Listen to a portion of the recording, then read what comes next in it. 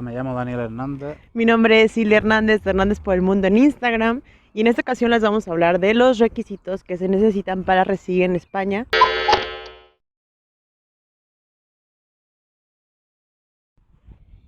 Hola, me llamo Daniel Hernández. Mi nombre es Silvia Hernández, de Hernández por el Mundo en Instagram, y les vamos a hablar sobre los requisitos que se necesitan para residir en Irlanda, tanto para latinoamericanos como para europeos.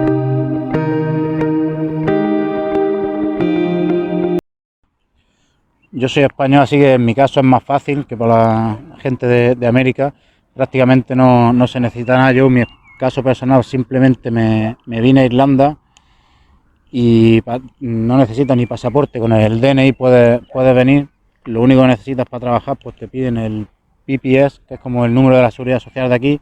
Pero bueno, una vez que encuentras trabajo, la empresa te hace una carta y con eso puedes tramitar el papel y una cuenta del banco, pues para ingresarte el dinero. La cuenta del banco, pues poco más, te piden el DNI y pues una prueba de dónde vive, un contrato de alquiler o de esa de dónde vive. Y la verdad que los españoles, muchos españoles aquí, encontrar trabajo ahora mismo es bastante fácil. También depende del nivel de inglés que tengas. Yo mi nivel no era muy bueno, así que bueno, pero empecé trabajando pues, en fábricas y en sitios así, pero que bueno, que hay muchos españoles vienen y trabajan en call center, hay mucho trabajo aquí de call center, tienen un nivel de inglés medio, o sea, pueden encontrar trabajo fácil en Irlanda. El problema más grande quizás sea el alojamiento, eso sí, el alojamiento es carísimo y está difícil encontrar alojamiento. En tanto a los requisitos de los latinos, sí son como datos muy puntuales. Nosotros tenemos que pagar un curso de inglés mínimo de 6 meses y nos dan una visa de estudiante de 8 meses. 6 meses del curso más 2 meses más de turista. Tenemos derecho a trabajar medio tiempo, solo medio tiempo, y en trabajos no profesionales. ¿Qué quiero decir? La mayoría de las personas que venimos a estudiar inglés tenemos una carrera, pero no nos permite el gobierno irlandés trabajar sobre eso. Nos permite trabajar en cafeterías o en bares o en restaurantes porque es jornada de medio tiempo.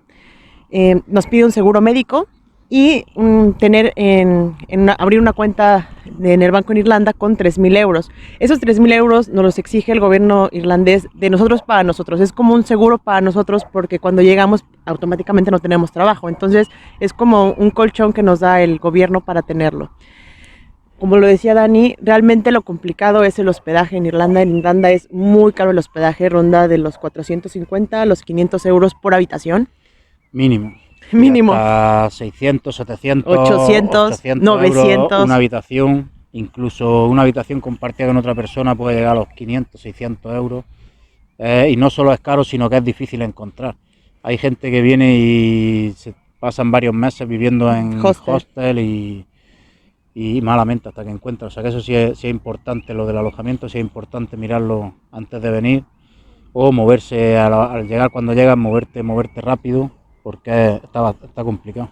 Los tips que les puedo dar yo como latina es que busquen una buena agencia de viajes. En otros videos voy a hablar sobre qué agencias yo investigué.